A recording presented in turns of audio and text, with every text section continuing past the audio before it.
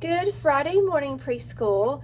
Today we're going to start out by singing our We Wish You Well song, and we're going to sing it to some extra people today. Of course, we sing to our school family. That's all you guys and our teachers and all of our helpers here at school. We're going to sing to our community helpers that are out there helping our communities every day. We're going to sing to our home families, and we're going to sing to our essential workers, our doctors and nurses, and all the people that are out there helping to keep everyone safe right now. And then we're also going to sing to boys and girls all across the world. We're going to send wish you wells out to all of these people. So you ready? Here we go. We wish you well, we wish you well, all through the day today. We wish you well. Hands on your heart and send out love. And the next thing we're going to do is practice our letter sounds of the letters that we've learned A through, and you remember our new letter this week is H, for heart. Okay, here we go. Who let the A out? Who let the B out? B. Who let the C out? Who let the D out? D. Who let the E out? Who let the F out? Who let the G out? G. Who let the H out? Very good. All right, in your binders today, we are going to be looking at this page that you just got. This is one of your new pages. It says, I can sort by hard and soft. So you're going to look at these objects. I know it would be easier if they were real, tangible objects in your hands, but we're going to use the pictures. Take them off. Let me go ahead and take these off. And we're going to separate them by if they feel hard or soft. And another word for that is texture, how something feels. Some things feel bumpy, some things feel soft, some things feel silky. So let's look at a rock. Do you think a rock feels hard or soft? Hard. I think a rock, it can feel smooth, but it's hard to touch, right? So we're going to put the rock right there. We're going to put all of our hard objects here and soft objects here. What about a cat? Would you call a cat hard or soft? Soft. So you're going to put it on the other side. So you're just going to go through and sort these pictures. Cotton balls, by hard or soft. A stuffed bear or any kind of plush that you might have, it's probably going to be soft. What about a book? Hard. What about the remote to the TV? Or Roku or Fire Stick? It's going to go over here. It's hard, isn't it?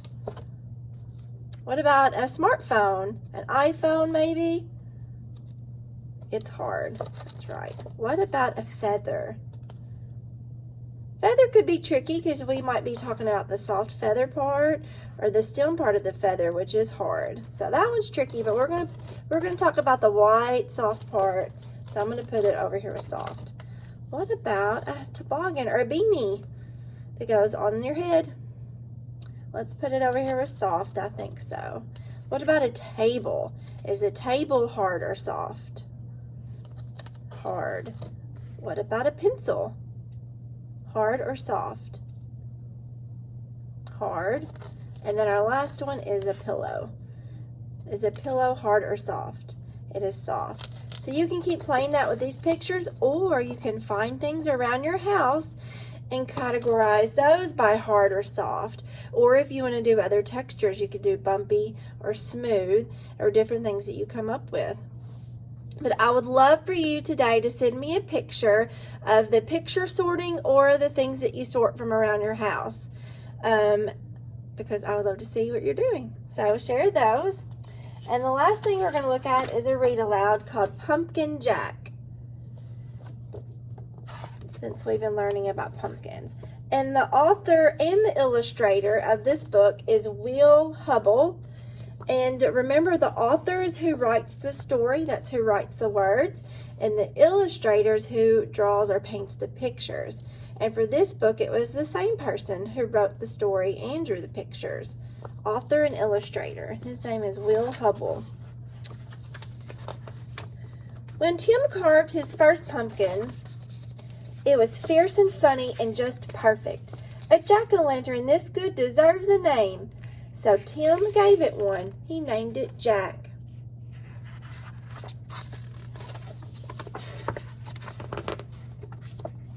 Long after the best trick-or-treat candy was eaten, Tim still kept Jack. At night, when a candle made Jack's face dance on the wall and filled the dark with the warm pumpkin smells, Tim felt Jack was almost magic. Yet too soon, the spell was broken.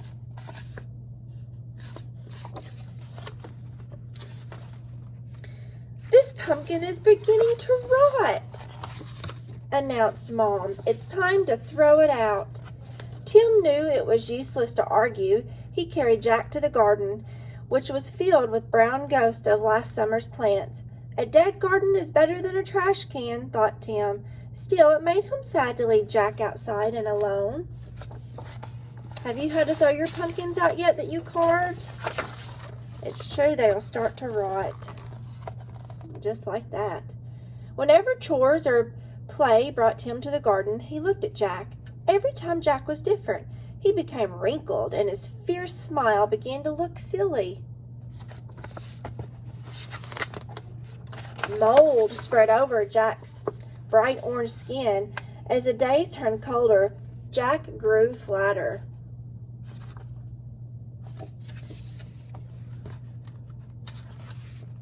Winter began. Soon Jack was hidden beneath the snow, and Tim forgot about him. The cold, heavy jacket wearing days came, snowmen and sledding days, indoor days, Thanksgiving, Christmas, and Valentine's. When all of these days had passed and the March winds melted the snow, Tim found Jack.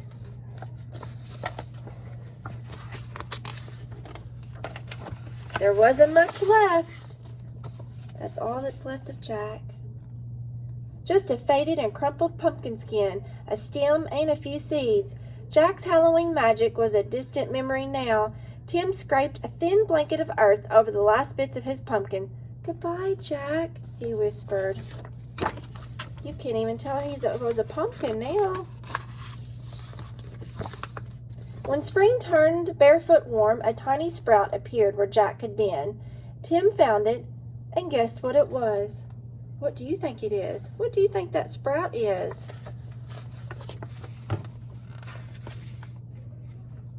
In the days that followed, Tim weeded and watered and watched the sprout.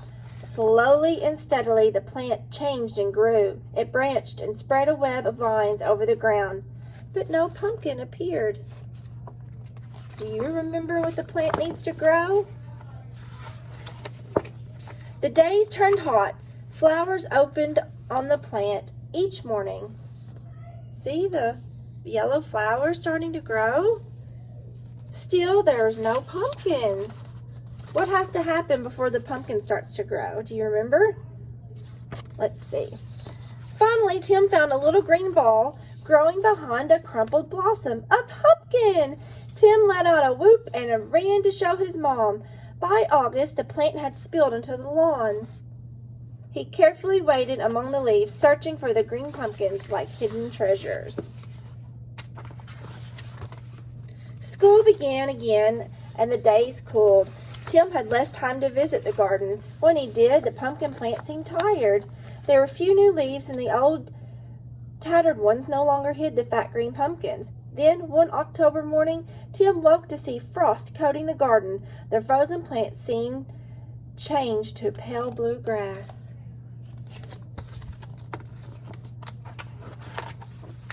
After school, Tim discovered what the frost had done. The pumpkin's plant leaves were as limp as wet paper. It was dying. Tim searched among the withered leaves for the unripe pumpkins. He picked them and put them on the front porch, hoping for one more change. By Halloween, The pumpkins had ripened a bright orange. There were many for the plant had been generous. Tim was generous too. He gave away all but one. He gave his friends a pumpkin. From jack-o'-lantern to seed to pumpkin again, the circle was almost complete. Now it was time for Tim to do his part. He gave his pumpkin a face. It smiled at him in a fierce and funny way. Tim smiled too and said, "Welcome back, Jack."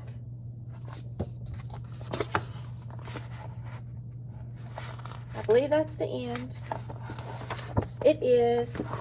So, if you have thrown your pumpkin out that you carved this year and it starts to rot away, the seeds that are inside that pumpkin can turn into their very own pumpkin vine and grow pumpkins for the next season. So that's always fun to try when you carve your pumpkins to keep the seeds, or when you throw your pumpkin out to see if a new vine grows from where the seeds were. And do you remember what we call that? When we plant the seed and we give it sunlight and water and air, and it grows and grows, and then it dies and it starts all over again. That's called the life cycle of a pumpkin. You got it. Remember to send those pictures of your sorting today. Have a good Friday, guys.